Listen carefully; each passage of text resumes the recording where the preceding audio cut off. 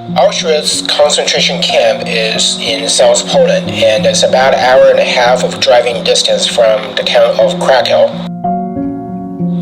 During World War II, Auschwitz was the largest concentration camp in Europe. Today, the structures and the buildings are still very well preserved, and it's probably one of the reasons why Auschwitz is famous, other than it was the largest concentration camp.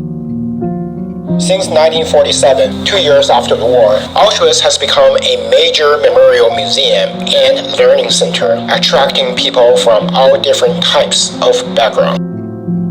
Now, when we say Auschwitz, it's really broken down into two sectors. The first sector is called Auschwitz I, and that is the prototype of the camp, and that's where the camp operation all started. Now, as the war progressed in late 1930s, it was determined that the first camp, Auschwitz I, needed to expand. So there was Auschwitz II-Birkenau.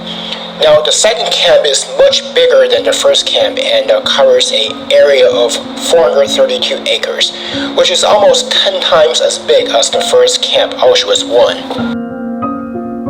In Auschwitz, you'll get a chance to come face-to-face to see some of the real tracks where millions of victims were transported to Auschwitz from Poland, Hungary, and rest of the world. You'll also get a chance to see the ruins of gas chambers and crematoria where millions of innocents were perished during the war. Though the gas chamber and crematoria were destroyed by the end of the war, the ruins are still there today, and they're serving as an alarming bell to the history of humanity.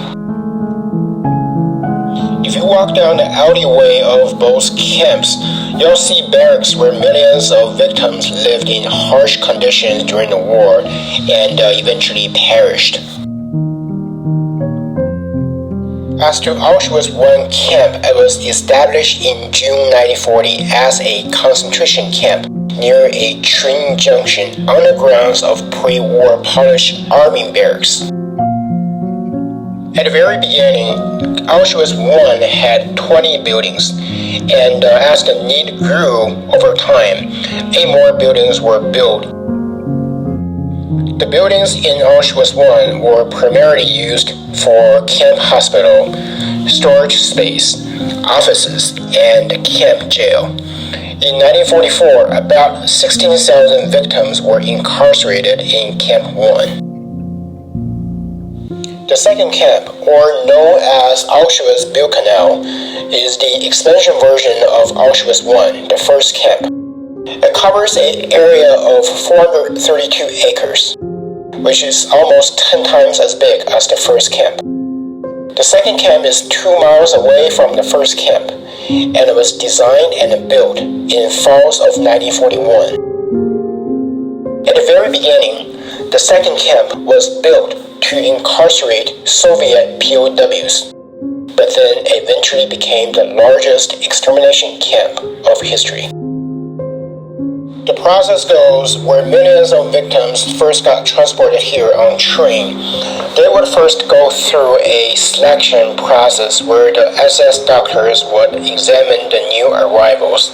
Now, those who were deemed as unfit for labor would be exterminated immediately.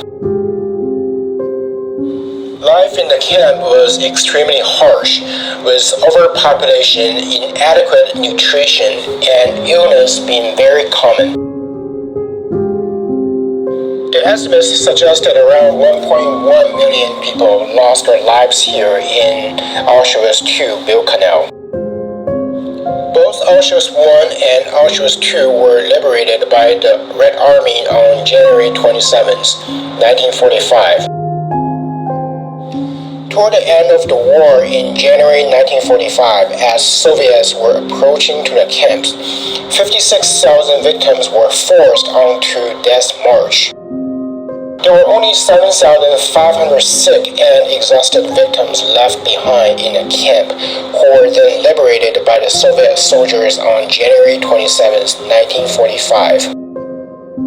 Today, both Auschwitz I and Auschwitz II are still very well preserved and serve as sites of memories, constantly reminding us the darker side of human history. Every day, there are thousands of visitors come to Auschwitz I and Auschwitz II to see what has happened here and to pay tributes to those who has lost their lives. In recognition of its historical significance, Auschwitz was declared as a UNESCO World Heritage Site in 1979.